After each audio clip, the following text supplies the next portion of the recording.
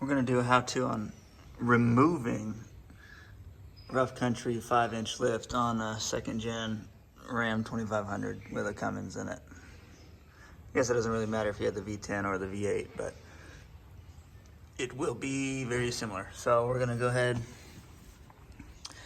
take off our BDS brace for the steering box. 3rd gen steering, we're still having trouble with getting it because of the reaming is not correct. So we have problems there, but we'll get to that. This truck needs to be lower because it's throwing off the angles anyway for the steering with the drop pitman arm. So 15 millimeter for the bolts to get the sway bar off. We need to go ahead and loosen up the pin tops for the coil and shock. Those seem to be 15 millimeters as well. And then we gotta do the top of the shock, and then we can lift the truck up, pull the shock and coil out, and then drop it down level. Preliminary measurement right here was like 46.5 inches to the top of the underside of the wheel well opening. This is, where is it? Here it is, a 315/75 R16. This has a weird offset so you can run the 3rd gen style steering without having to cut the top of the tie rod end off. So you can see the offset on it back here. But what I'm concerned about is when I put it on with these Thuren 2-inch leveling soft ride coils right here. These are not the 3-inch, these are the 2-inch ones. So Thuren coils. These measured out right now in the box, so Thuren TF34. These measured out at 20 inches, whereas these 5-inch lift rough country coils, when fully drooped out, are at about 23.5 to 24 inches. Kind of depends on where I measure. And then out here, a completely stock front end. These at ride height with no weight on them are about 17.5. So they might extend more because there's still a bit of a frame on here. And that might be our next thing, is we might have to pull these knuckles off and use them because they're the stock ream on in there, stock taper I should say. So we might have to pull these off and swap them onto the 97. I believe this is a 96 anyway, but you can see the old Y steering setup. So that's not what we want. And all these parts will be for a deep discounted rate, probably on Marketplace the next couple weeks in Central Texas. So we'll figure this steering system out. I barely had to ream on these knuckles to make the 3rd gen work anyway. But like I said, we'll get back to that here in a little bit. Out of frustration, I just want to get this thing leveled out. Should be pretty easy, just taking the pin tops off, like I said, and then lifting it up, pulling the coils off. We'll swap the new coils and shocks in, lower it back down, and then we'll go from there. And I probably have to leave the brace off, but I can put the sway bar back on. And then I'll work on the steering box and pitman arm here for steering. Okay, so we got the rough country lift out. It was easy enough to loosen the bracket down here for the brake line, otherwise it was pulling it pretty hard. And that's a 13 millimeter bolt. And then just make sure all your top is loose right here. You're gonna get little grade 8 bolts that come out on top of the coil pad. And that thing is tight, but if you just undo the shock and break it loose from the bottom, you can just clean pull it out the top on both sides. You do have to take the pin top off, but that's okay. And then what you do is you just grab the coil and you just slowly break it out. And all you do is just pull it out right here between the tire and the top of the axle right here where the sway bar ties in, and you can just pull the whole thing out. Now, like I said, the rough country coil is about 23.5 inches tall for that 5-inch lift.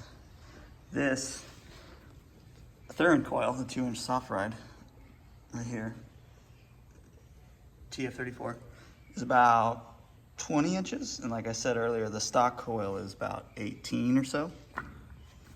So this will definitely fit with the rough country brackets in there. So we'll see how it rides first before I decide to take those off or not. But the track bar is not gonna have to be adjusted again, but that's okay. All right, we have everything in there and tightened down. These are just some Bilstein 5100s. You can see they're bolted in now down there. And these are for a second gen, so a 94 to 98, early 98. And they're designed for a 2-inch lift, so that's the ones I bought. They're tightened down. Got the pin top hats tightened down as well. Got the little, I think it's rubber. This might be polyurethane. No, this is rubber, so that'll wear out eventually, but that big old, I guess, grommet is up in there, so that's tight. Gonna take another pitman arm I have and the correct taper of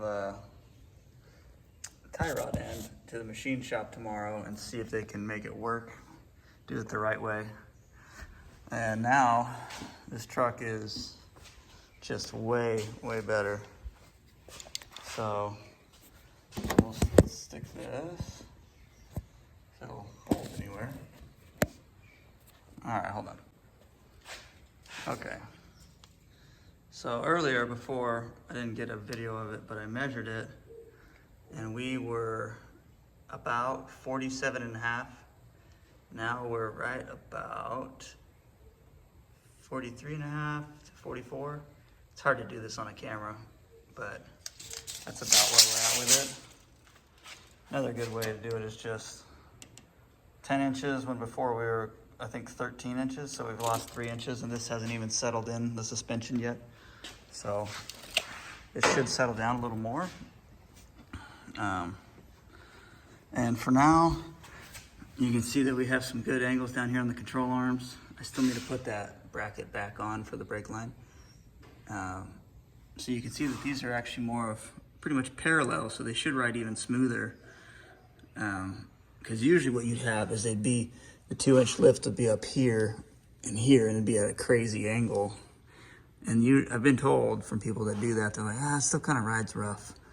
But with this coil and maintaining the rough country brackets, we should have some pretty good ride going down the road, especially with some better shocks. So then we'll go and work on the back. The rough country lift maintains pretty much a 5 1/4 inch block. And this is a Dana 70 because the shock is in the front. I believe a Dana 80 is both to the front, or maybe it's both to the rear. I'd have to look to double check. But for the rough country lift, is this right here is your lift on the leaf springs. Right here is this one. As you can see, those are bound together, and then this is our overload. So this one will have to come out, the block will come out, and we'll swap it over to the U-bolts that wrap under the axle and tighten on top. And then we'll go back here, and this is gonna be quite a job to do. It'll suck, but we're gonna go ahead and swap this and do a shackle over, which is compression, and this right now is a tension style on the leaf spring. So with all that, we should still be about, they say it'll do like 4.5 inch lift, but with what we're doing, we have the zero rate, the new U-bolts, the plates, and the APOC brackets. We should maintain this height that we have, a little bit of rake. We might drop it an inch, because the front will probably settle another inch or so. And then I gotta get a real hitch for this, because this ranch hand bumper is not rated for what it says. So, oh, that's a crappy spare we'll get rid of. And the axle dump, I need to do some work on the rear axle as well. And including with that, I have some different 1 3/16 brake cylinders. So those are like a aftermarket upgrade we need to do still. Get some better brakes in the back. And some of these have a proportioning valve back here that used to be like a load sensor, but it actually ended up sucking real bad, and a ton of people removed them. So this one's not even here. But with this rough country kit, there is a line. There's like a metal it almost looks like a hacksaw blade, comes straight up, and it's usually like a foot long, and it has separate holes on it for a 5-inch or 3-inch. And so that will go all the way up here to an old proportioning valve, which is like a load sensor, old school hydraulic load sensor. Cool idea in theory, but it didn't work. Especially because people would do lifts like this, or they do airbags, and then you just completely disconnect your rear brakes from working and you're just running the fronts. So not having it here is good. That means I'm using all my brakes. However, these look to be original. So that's probably the old wheel cylinder, which is 1 1/16 inch bore, and then you update it to 1 3/16 inch. It's just kind of an old school upgrade. I believe it's off of the GM Dana 70, or is it GM, or I don't remember. It was one of them, because Ford back in the day switched over their Sterling, and GM used their 14 bolt. So there's that, and all of our parts. Alrighty, we'll see you on the next one. All right, so we're working on the rear axle today. And I just pulled the tires off of both sides. I've got this silicone or RTV here to seal up the flange between the axle and the hub. So now I'm mildly concerned that I should open this up, because I'm pretty sure these have an O-ring, and if you have to use this amount of RTV on it, that is not good. Overall, the end of the axle shaft looks good. It's clean, looks brand new. So I'll do some reading and find out for sure, but it should definitely not be smeared. I know that. It should definitely not be smeared. Plus, if there was a leak, I'd want to know. I'd want to see it, so I could fix it. But we'll lower this down a little bit. I have the jack stands under the axles ready to go. And then we're gonna go ahead and pretty much the easiest way to do this, I've been looking at the past couple minutes, is in order to get up here at these brackets, I obviously need to cut them out. And we'll just use a grinder and then a chisel and an air hammer. But first we'll take the shackle and the leaf spring, and I think to get them out of my way, maybe not. Because I would like to save these just in case. Just in the off chance I do ever have to put them back in for who knows what reason. Because I don't think these are actually the factory ones. I'm not certain. Well, no, Ford was the one that did that wrong. Never mind. But I want to try to take these out. And I think by getting rid of those U-bolts in the block, I will actually be able to get this out of my way. However, looking at it, the amount that it overhangs, I think may not clear like I'm thinking it will. So I may have to use some baling wire and wire it up there to hold it out of my way. And then I'd be able to drop it once this bracket comes loose. I could drop this all down and then put the new bracket in place right there. But we'll go ahead and lower this down first. We have the appropriate shocks for it. Over here, yeah. So we can see right here also, it's on this side. Sorry, back to the axle real quick. But yeah, it's all over the place on here. I mean, everything looks good and clean. Just basic surface rust on the drum. Actually, I probably do need to pull those off and just check the wheel cylinders. Yeah, let me lower it down and get the axle squared away, and then we'll come back and look at all this here in a minute. So they definitely need to be adjusted, but everything in here looks really clean. We might have a wheel cylinder leaking. Sorry, forgot I have you in the hand.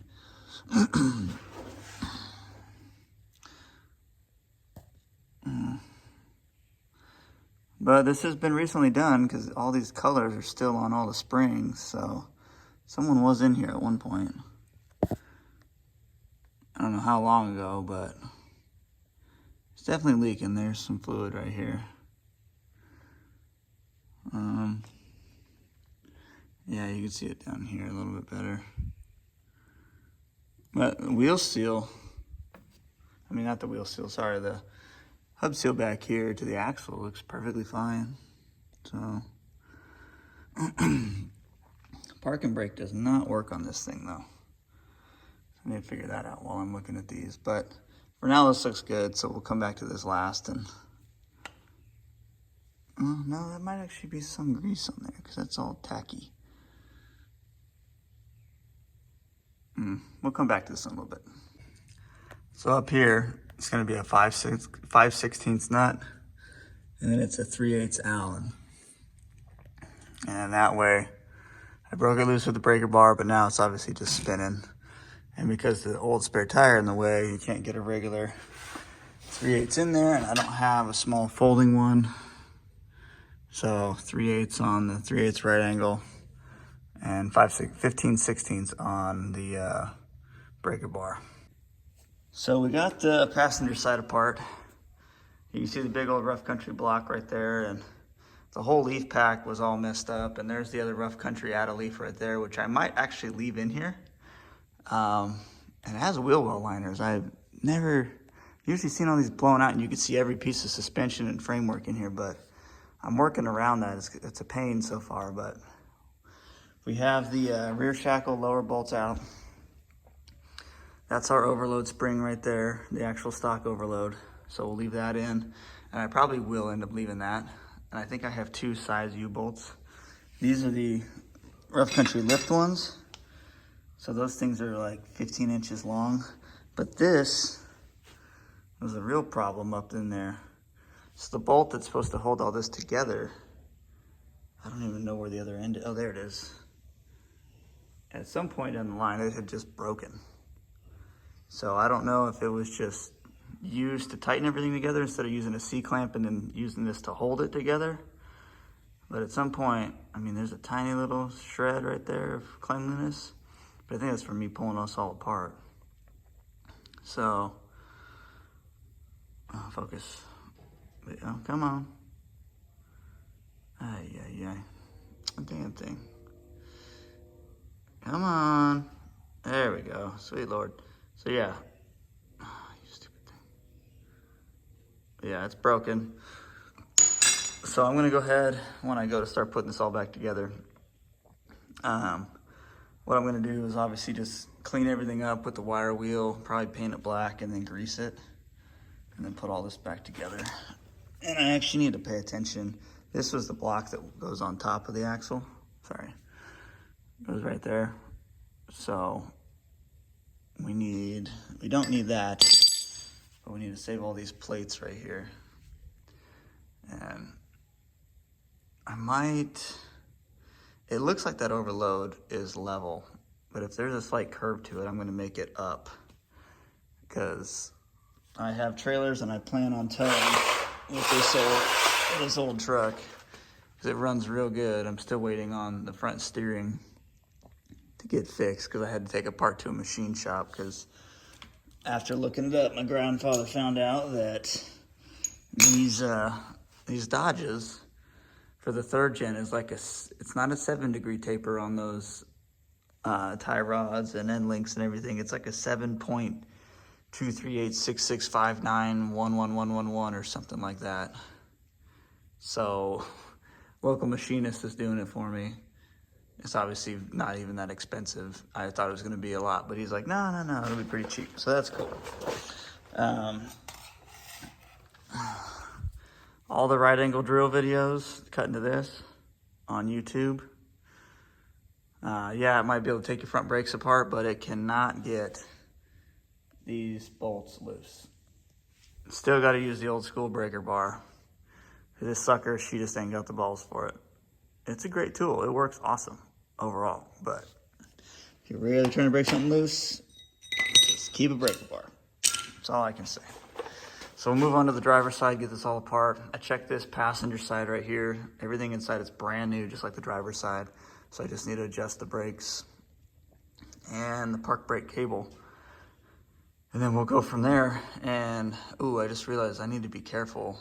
I probably need to, Ooh, I probably need to go put some jack stands under that front axle, because now that I'm about to drop the weight of a rear axle out of this, I got that big old 12 valve up front. Okay, so I found my next little quick project to go do. I'll bring you guys back in a minute. All right, so we were able to just squeeze the leaf spring over here, because it's unbound, so it's super easy to kind of move it actually. And I just shimmied it over, adjusted the shackle here, just lifted up and kind of pushed against the inner fender well right there. You can kind of see where it just barely scratched it, but then comes down out of the way. Little X is up there, and the bolts that go through, the rivets, whatever they are. And they're big old rivets, they're gonna be a pain, but looks like we got room on the backside to be able to get to them, and I think the air hammer might make it, but we'll see. Looks like there's just barely enough room up here, but we'll get to it and see what happens. All right, so we ended up having to get the torch out. It was getting to be too much, and you can see that bracket is toast. The other one over there did okay, because I was with the grinder prior. But this one, you can see I kind of nicked it. I put some right up there, kind of nicked it. Oh well, it'll be okay. I threw on some self-etching primer up there. I did grind everything down, make it smooth. You can still kind of see some imperfections in it. But this is just to protect it. And it's just an absolute trash fest in here, tools and everything else. And this side, grinded it down. You can just kind of see I nicked it up there. And self-etching primer as well. But running into the steering issues, and then I found some of these on the back shelf. Might just do a Heim front end. I'm certain someone will tell me eventually that it's not DOT approved, which I don't really understand the DOT approval of things like this, but this is way stronger and lasts way longer than the tie rod end. So I don't really know on that one, but either way, I got all kinds of stuff under here. Where did it go? Well, either way, this is the size bolt that came with it. I don't remember if I showed this or not, and this is tiny compared to what came out of the leaf spring. So this is what came with it. I'm sorry, this is what I just got in the mail, and this is what came in it, in the suspension. So I'm gonna take this with me and run to the parts store and try and find stuff. So this will again be a multi-week process or project, whatever it is. It's been multiple months now anyway. But I'm gonna go ahead and let this stuff dry a little bit, and then we'll throw in the brackets, and then unfortunately for today, we'll probably be done, and we'll lower the truck down a little bit, take some relief off the suspension, and well, mainly the brake line, but we'll try to get back to this and get it finished eventually, because I do want to drive my truck.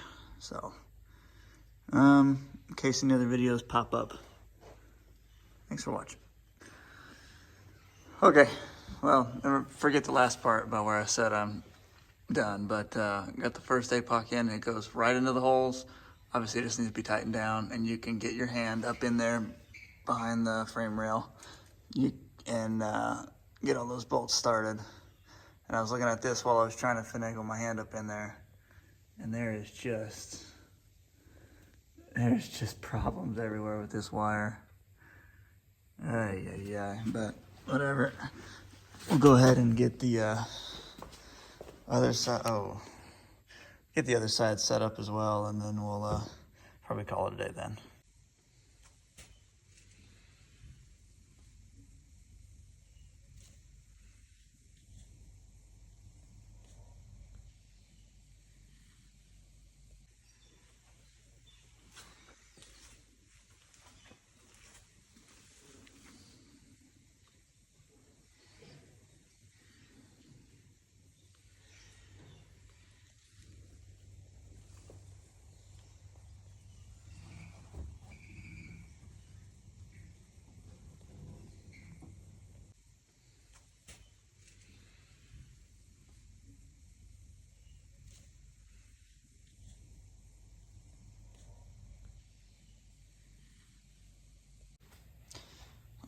muddy, so I'm just combining several videos together. So it looks close to centered. It's a little off, but we don't have the full weight on the axle yet, but it's pretty much there. So to show what we got, we have removed the rear brackets and we removed the rough country lift. We had, that's the old school style that goes over the leaf spring. And now we have no stock blocks. We have drop shackle bracket, stock front one. And we use the 0 rate offset spacer block right here. And then a little 1/2 inch spacer down here, which it looks like we need to shave it down a little bit. So we'll go ahead and lift her back up and shave everything down till we get what we want. But this is exactly where we need to be. Truck looks like it might be, it'll probably be leveled out again because I have the 2-inch Thuren coils up front, the soft rides.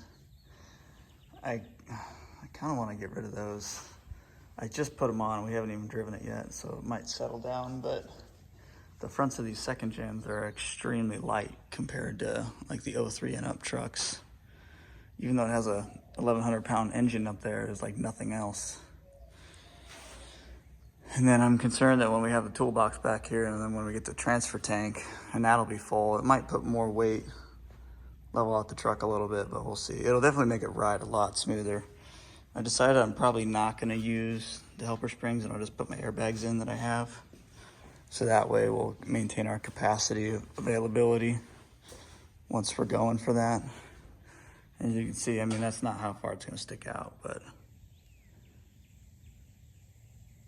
you know, that still needs to be adjusted because the track bar is off because it's used to the 5-inch lift, not the technically 2-inch lift now. So we'll continue back here, finish this up, get the axle remounted, get the shocks on, and get everything tightened down at level, and then we'll work on the front. Okay, so we've got the new pitman arm in there. Everything's back together.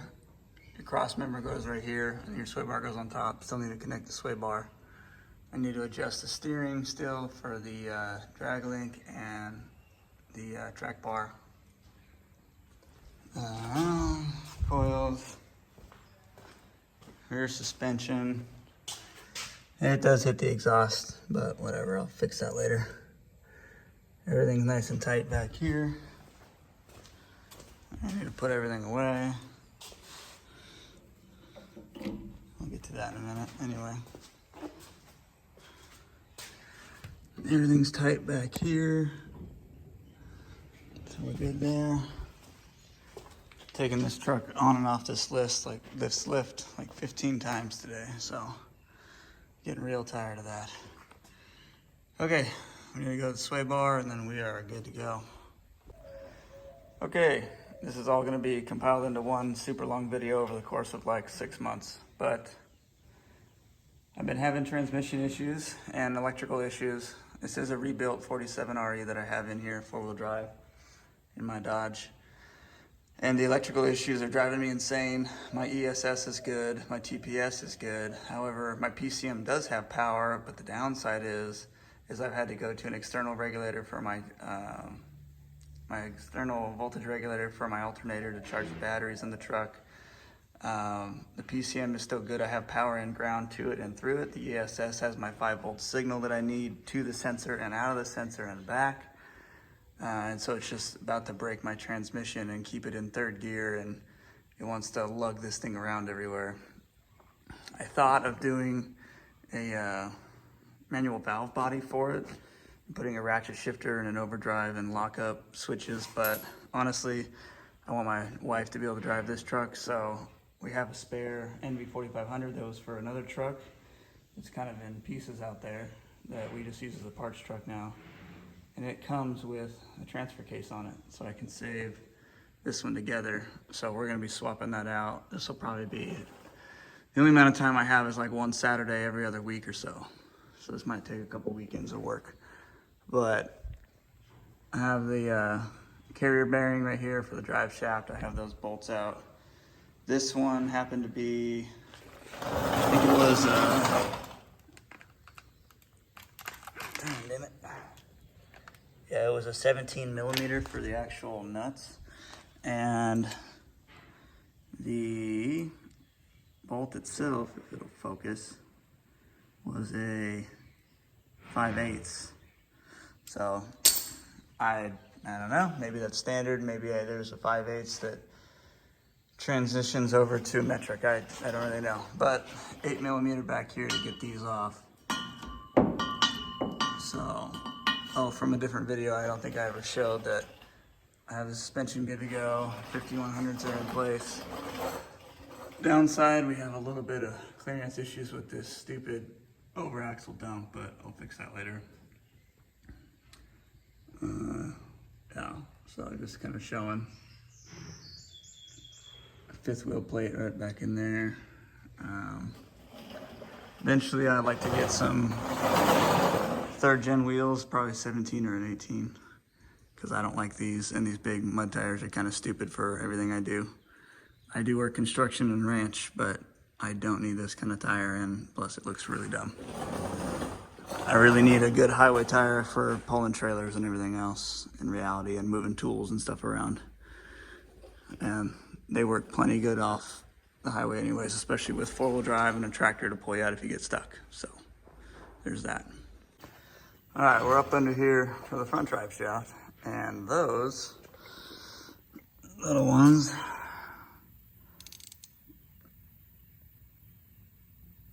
let's see if it'll focus. Doubt it. Anyway, it's a 3/8. So those are 3/8. I still have yet to find out where is it? Oh, that's right. Still have yet to find out what size those ones are, but I have the bolts on that spare transmission, and I will go check this. Come on, focus. Jesus. I'll go check on that one and see what size it is, and then I'll be able to get to these. Obviously, I have hub disconnects and the transfer case is in neutral, so most Dodges wouldn't be like this, where you could just freely turn them. You can hear it moving around in there. But most Dodges of this era do not have disconnect hubs and a center axle disconnect delete, to where it's actually a solid axle shaft from there to there.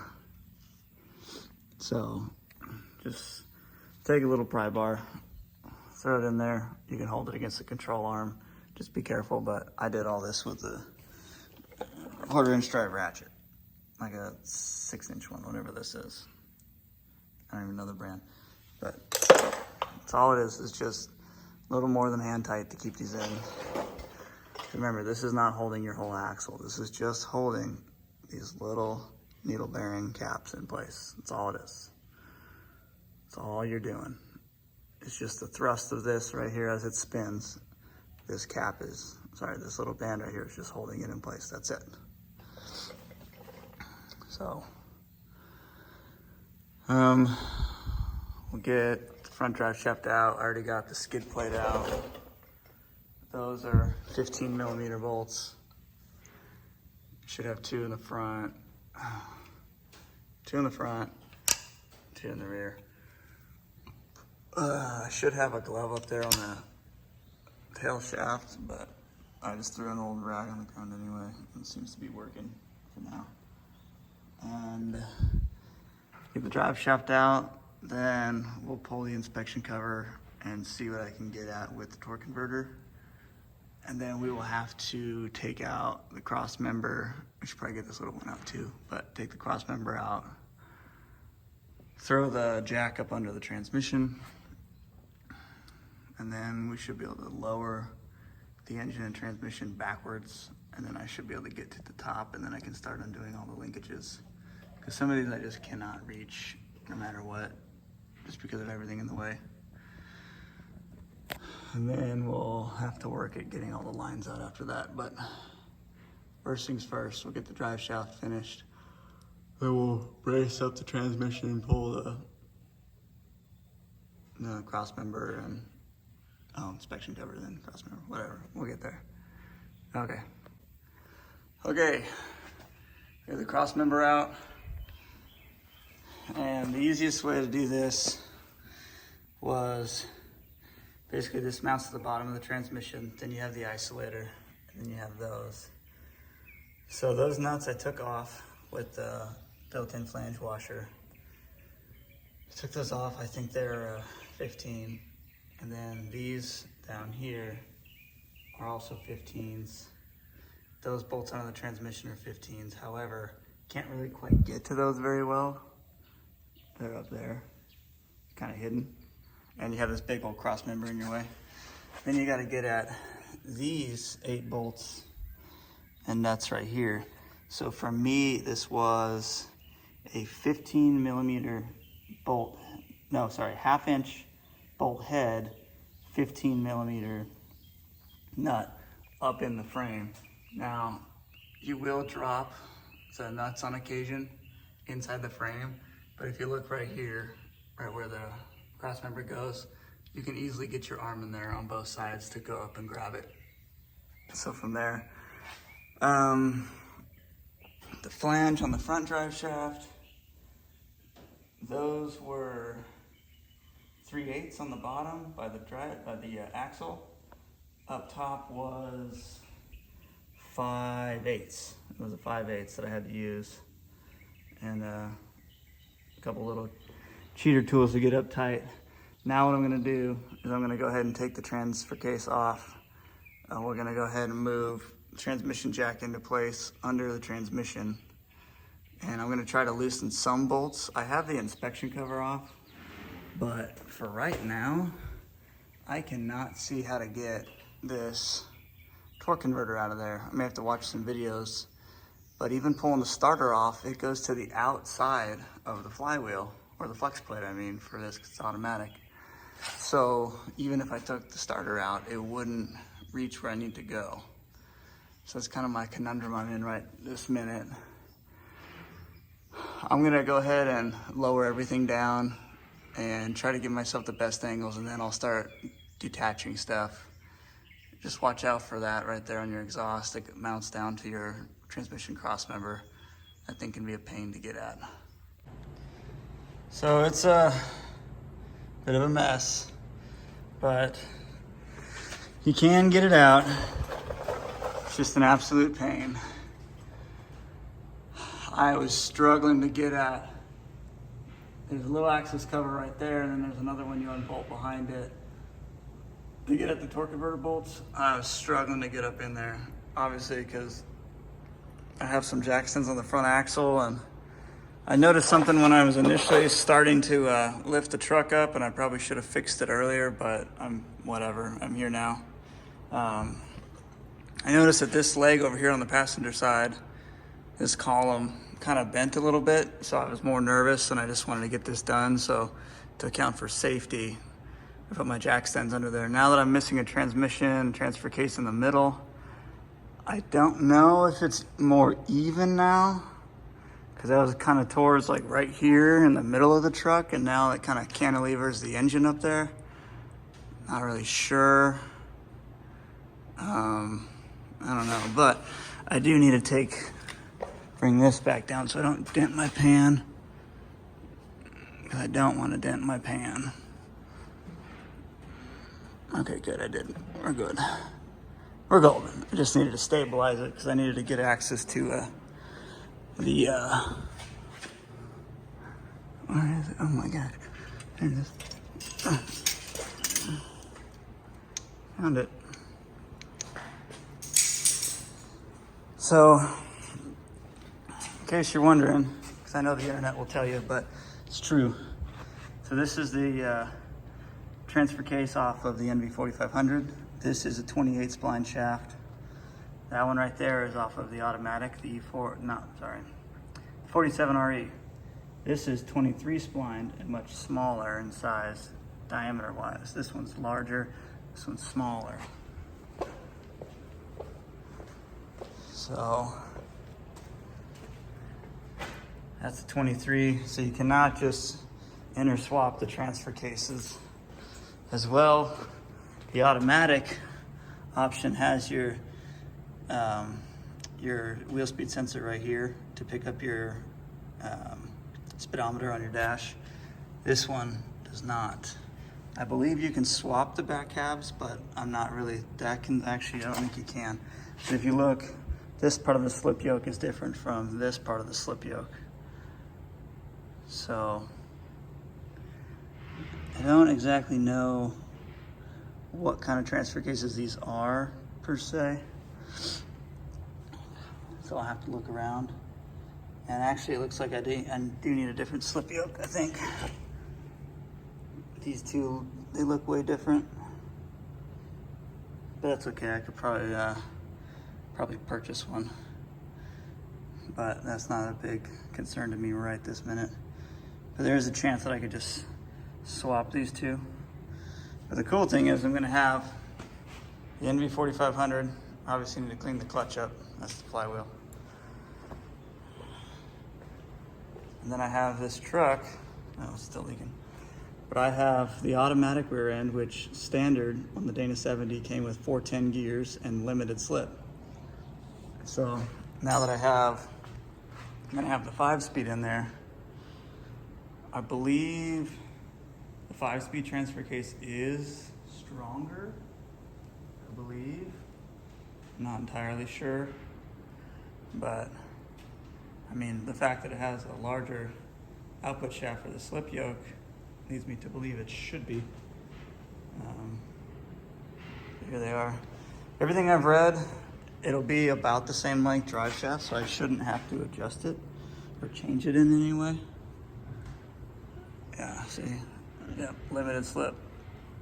Just barely nudging this tire, locks up and does that one as well. So now I need to figure out how to get this out. I think I'm gonna lift the lift up just to slide it out, and then I'm done for the day. I'm pretty worn out.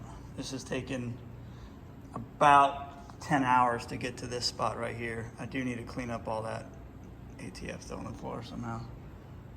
I need to find some sawdust or something. Okay, probably be one long video later on, or maybe this will be a different one. Not really sure yet. Okay, after some more research, I was looking and reading about the transfer cases and transmissions here. So I think I said it wrong earlier. I think it's a 29 spline.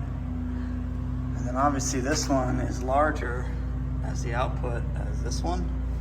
Because this one right here is from the 47RE.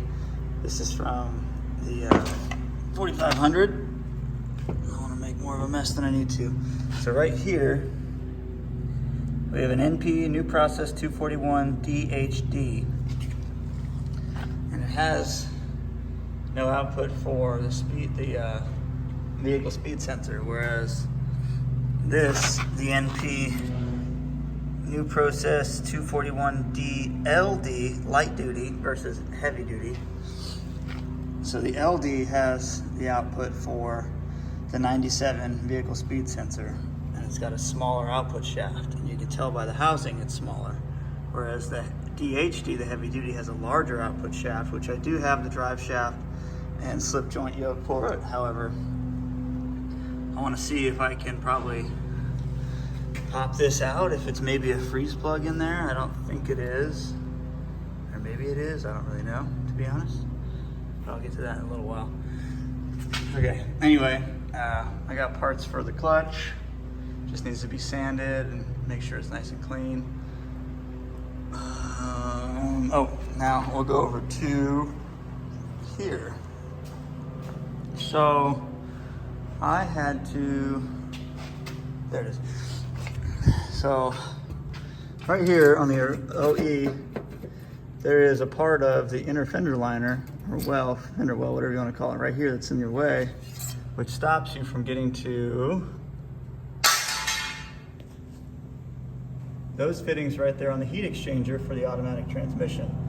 Now later on I would like to take this out overall, the heat exchanger, because it's kind of in the way up in there, and it's a big tube where coolant flows through, And then you have transmission fluid flow the opposite direction through it for proper heat exchange.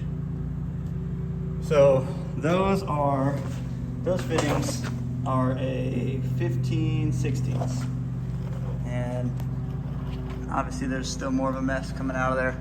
But now I have to gain access up in here around the corner to the access cover to pull the torque converter out. So let me grab my dead man stand, try and put it up here on the snout of the torque converter, and then we'll work on getting that out. And once that's out, I'll just check the rear main seal, kind of clean everything up, clean up the clutch, put the clutch in, and then we'll go from there. As you can see from the factory, there is no standard opening for the manual transmission. So I think the cabs were actually different. I'm sure the internet will tell me, oh yeah, you're an idiot, you don't know, which is fine. Those people just make it so much better. Anyway, so what I've seen is that pretty much you just got to cut from here over and then back, and that fits the top snout of the NV4500 over there, if it'll focus. So we have that. Starter shouldn't change, the bell housing doesn't change.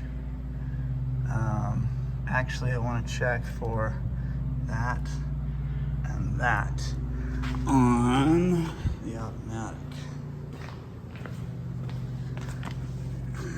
So it looks like yes and yes. Okay, so we should be good there. All right. And then obviously I have a new throwout bearing. I have a new clutch fork. I have everything new to go in here, and then I got a grinder that we can kind of clean this up a little bit. And then for the reverse switch, that's really just for your lights. It obviously doesn't do anything for the truck itself. But I would love to have my reverse lights working, but I need to find a pigtail, and then I got to cut and splice it into the wire in there for the reverse. And then I got to get, what else do I have to get? I have to get, oh, the neutral safety switch figured out. Because on these trucks and automatic, you know, you have the park pole, and the neutral is when you can technically turn over the engine. And it's one of these sets of wires. I think it's that one. But this one right here with the purple, the black, white, and then the black, that one is what we're gonna do for the reverse lights. And all these vacuum lines we can get rid of because we have the center axle disconnect anyway. So we don't need that. We have a full axle shaft in there. Okay, so yeah, we'll go and get after this, and I'll kind of cut some of this stuff out of my way for now.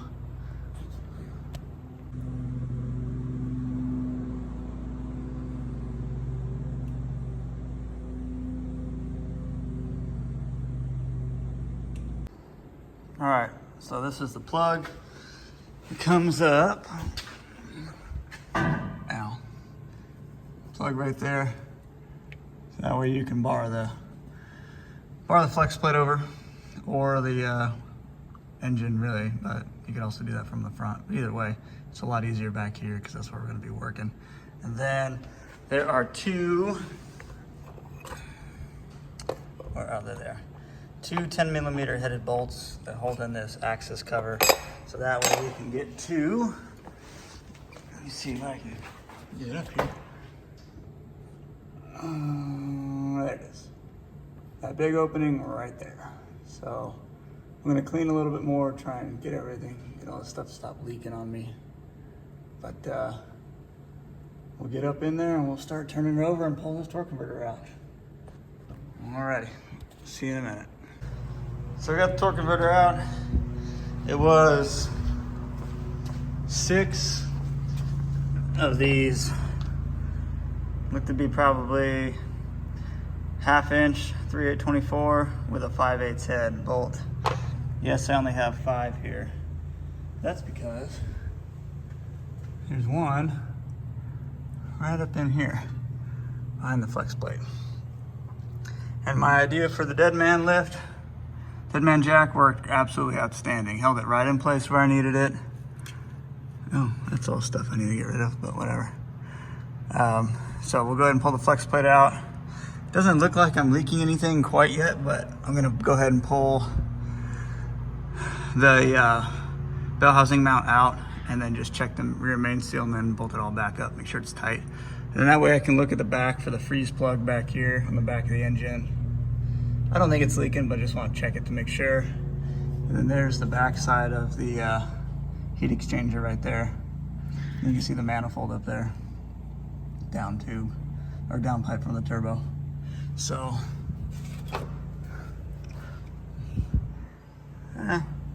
looking in there, I don't see much. This looks like it's dirty, which is fine. But we'll go ahead and pull all these off and then we'll keep going from here. So far, but yeah, now you can kind of see that access hole. What I did is I just put one of the bell housing bolts back in and then just used the pry bar, and it's more than plenty. So, good to go. We'll keep moving. Okay, so that was this is my flywheel that was all covered in grease. I'll clean it off again before I throw the clutch up there, but just threw a nice light sanding to it, buffed it. You can see there's kind of some handprints on it, but I'll clean that up before I go any farther. Put the plugs and covers back in over here. Make sure that I have good, it comes out perfect, right where it needs to be. It's not touching or rubbing. That's just what we need to, always want to check these things. Not a lot of people ever bring it up, but it is close, but it clears. So that's the whole point.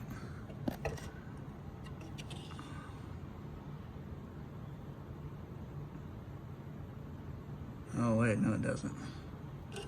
Okay, so now I need to figure something else out real quick. So if that doesn't clear, why doesn't it clear?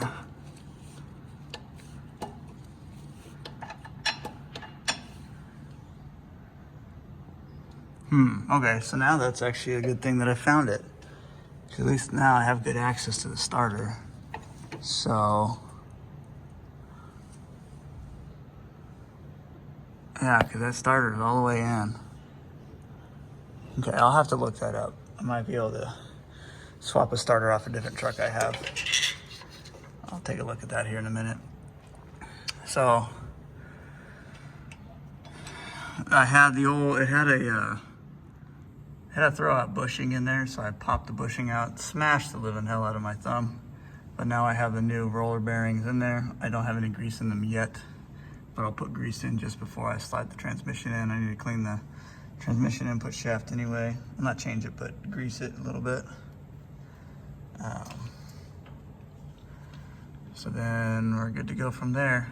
But now, obviously the starter issue, but we'll sort that out shortly. And then these, put red Loctite on, they get 102 foot-pounds, I believe, and I think they're 15 16ths, no, maybe 13 16ths head. Hell, they might be metric at 18, I don't know for sure. I'll double check here in a minute. And then another thing is, watch your eyeball. That sucker is always right when you're trying to bend down under your transmission lines will go soon. I gotta get the shifter linkage out of here, because that's going to interfere with the transmission install anyway. But we're moving along. We're getting there. It's taking always longer than you anticipate. Overall, so far, I think I'm probably at about